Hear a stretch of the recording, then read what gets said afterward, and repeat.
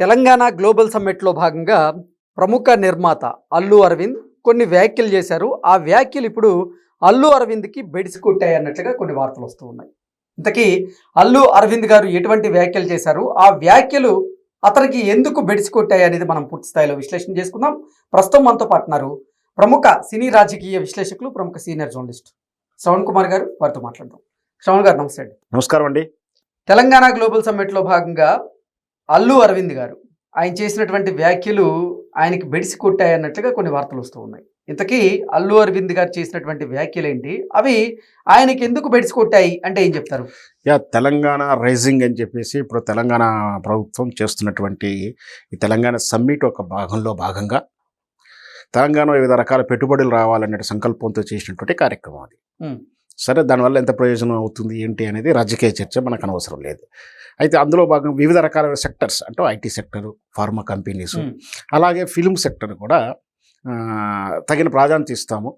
మీరు పరిశ్రమలా పెడితే అంటే మీరు ఒక వ్యవస్థలా పెట్టేస్తే దానివల్ల ఉద్యోగ కల్పన వస్తుంది.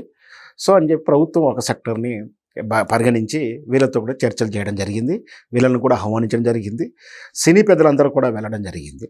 సరే, ఎవరు స్టూడియో పెడతారు, ఎవరు ల్యాబ్స్ పెడతారు, అదంతా కూడా ఫర్దర్లో జరుగుతుండొచ్చు. కానీ అందరినీ ఆహ్వానించడం, ఆల్రెడీ బాలీవుడ్ నుంచి కూడా వస్తున్నారు. సో ఆల్రెడీ మనకు అంతర్జాతీయ స్థాయిలో రామోజీ ఫిలిం సిటీ ఉంది. ఏమీ లేనప్పుడు అంత అడవి గుట్టాలుగా ఉన్నప్పుడే అంటే సినిమా ప్రపంచం మొదటి అంటే అంతా కూడా ఎక్కడో చెన్నైలో తీస్తున్నప్పుడు హైదరాబాద్లో భాగ్యనగర్ స్టూడియో లాంటిది, అన్నపూర్ణ స్టూడియో లాంటివి పెట్టేసి చివరాఖరికి ప్రభుత్వాల సహకారంతో తెలుగు పరిశ్రమ ఇక్కడికి వచ్చింది. ఈ ప్రోత్సాహం ప్రభుత్వాల నుంచి ఎప్పుడూ ఉంటుంది. అయితే ఇదంతా కూడా అయితే ఈ సందర్భంగా మాట్లాడిన చర్చ అసలు ఏంటి అంటే, అల్లు అరవింద్ గారు మనం ఒక హాలీవుడ్ స్థాయి సినిమాలు తీయక్కర్లేదు, మనం తీయలేకపోతున్నాం, బాధపడొద్దు. టెర్మినేటర్ అట్లాంటి సినిమాలు మనం లోకల్గా గ్రామీణ స్థాయి రూట్లోకి వెళ్ళి ప్రజల జీవనం నుంచి ఒక క్యారెక్టర్, ఒక కథ తీసుకొని సినిమా తీస్తే బాగుంటుంది. మనం చూసాం కదా కాంతారా, పుష్ప లాంటి చిత్రాలు ఏ విధంగా విజయం సాధించాయో, మిగతా వాళ్ళు కూడా అలా చేయాలి అనే కంటెంట్తో మాట్లాడినటువంటి అల్లు అరవింద్ గారు అలా విధంగా మాట్లాడారు. కానీ అది బాగానే ఉంది. అందులో కాంతార చిత్రం అయితే ఒక ప్రాంతానికి, ఒక సెక్టర్కు లేదా ఒక జిల్లాకు, ఒక వర్గానికో ఎక్కడో ఒక మారుమూల ప్రాంతంలో ఉన్నటువంటి ప్రజల జీవన యొక్క నమ్మకాలు, వాళ్ళ జీవన ముఖ్యంగా కర్ణాటక ప్రాంతంలో చాలా మంది ఆ కాంతార సినిమాకి కనెక్ట్ అవుతూ ఉంటారు, దైవంగా భావిస్తూ ఉంటారు. అంటే ఒక ప్రాంతానికి ప్రాంతీయ మనోభావాలు కానీ విశ్వాసాలకు సంబంధించినది. అంటే ఆ కాంతార సాంప్రదాయం ఎలా ఉంటుందో యావత్ ప్రపంచం మొత్తం తెలియకపోవచ్చు, ఇంత బాగా తెలియదు అప్పుడు. కానీ ఆ సాంప్రదాయాలని వాటిని ఒక కథాంశంగా చూపిస్తూ ఒక మెలోడీగా సినిమా చూపించేసి మొత్తం మీద కాంతార 1, 2 మంచి సక్సెస్ సాధించింది సినిమా అది. మొత్తం మీద ఈ పాన్ ఇండియా లెవెల్లో కూడా మంచి గుర్తింపు వచ్చింది. పుష్పకు కూడా వచ్చింది. పుష్పకు రాలేదని, పుష్పకు అవార్డ్స్ కూడా వచ్చింది. పుష్ప 1800 కోట్ల రూపాయలు కలెక్ట్ చేసినప్పటికీ పుష్ప బ్యాక్ డ్రాప్ వేరు కదా. పుష్ప అంతా ఎర్రచందనం స్మగ్లింగ్ చేసేటువంటి కథతో వచ్చింది కాబట్టి జీవన విధానం కాదు కదా. స్మగ్లింగ్ అనేది జీవన విధానం కాదు, ఒక రూట్ లో అంటే గ్రామీణ స్థాయిలో ఉన్నటువంటి విధానం కాదు. అదేమి ఒక వ్యక్తిగత జీవితం కూడా కాదు. ఒక స్మగ్లర్ని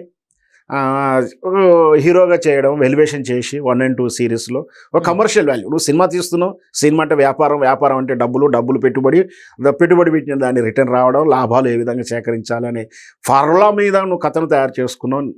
నీది సరైనది కావచ్చు, కానీ అది సమాజానికి ఉపయోగపడుతుంది. అట్లాంటి సమాజం తరహా చిత్రాలు తీయాలని చెప్తున్నటువంటి కోణంలో ఈ సినిమాను కూడా అందులో యాడ్ చేసుకోవడం నెటిజన్లు కానీ, సోషల్ మీడియా కానీ, మేధావర్గం కానీ దాన్ని జోక్గాను అపహాస్యంగా తీసుకుంటున్నారు.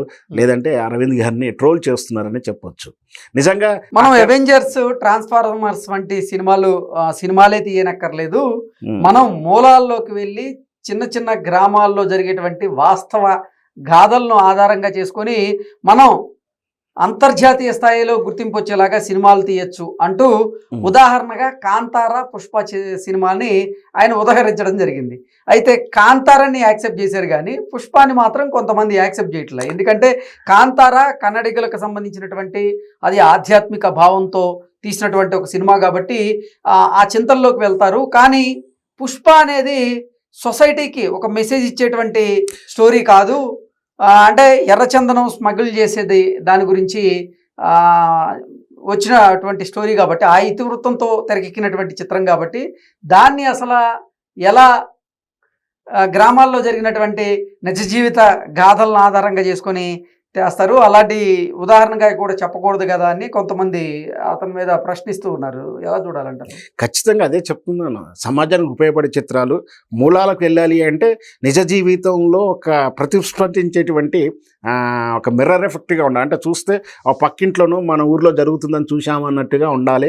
నిజ జీవితాలు ఉండాలి. దాని ద్వారా ఒక సమస్యకు పరిష్కారం కానీ ఒక సందేశం కానీ ఇచ్చేలాంటి చిత్రాలు తీయాలనేది ఆయన చెప్పిన ఉద్దేశం. కానీ ఆ కోవలోకి ఈ చిత్రం రాదు కదా అని చెప్పేసి మనం కూడా అంటున్నాం.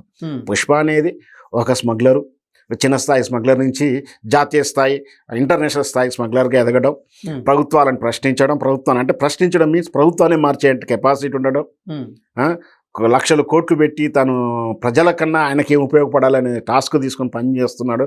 దాంట్లో ప్రజా సమస్య లేదు, తన వ్యక్తిగత సమస్య ఉంది, సమాజానికి ఉపయోగపడేటువంటి కథాంశం ఏం కాదు. చివరి సందేశం కూడా ఇట్లాంటి స్మగ్లింగ్ ఎవరు చేయకూడదు, ఇట్లాంటి స్మగ్లింగ్ చేస్తే జీవితం సంకనాగిపోతుందని కూడా సందేశం ఇవ్వలే. సహజంగా ఏంటంటే అట్లాంటి చిత్రంలో మీరు నాలా కాకుండా నేను గుండా అయ్యాను, నేను రౌడీగా మారాను, నా జీవితం ఇలా మారుతుందను సరే ఆ క్యారెక్టర్ చెప్పకుండా డైరెక్టర్ చెప్తాను. కంటిన్యూషన్ పార్ట్స్ ఉన్నాయి కాబట్టి సినిమాకి ఇవ్వాలి. ఈ చిత్రం ద్వారా మీరు కూడా ఇలా గుండాగా మారొద్దు, ఇట్లా రౌడీ షీటర్గా మారితే భవిష్యత్తులో సమాజంలో మీరు ఇబ్బంది పడతారు, ఏదో ఒక సందేశం అని ఉండాలి. అట్లాంటి సందేశాత్మక చిత్రం కాదు. నువ్వు దాంట్లో నీ అంతలో నువ్వే నీ సినిమా గొప్పదని చెప్పి అలా కలిపేసుకుంటే చూసేవాళ్ళు నవ్వుతారు అన్నట్టుగానే ఇప్పుడు నవ్వుతున్నారు. సో అల్లు అరవింద్ గారు చెప్పినటువంటి పుష్ప కథ నిజంగా కథ డామేజ్ అడ్డం తిరిగిందా?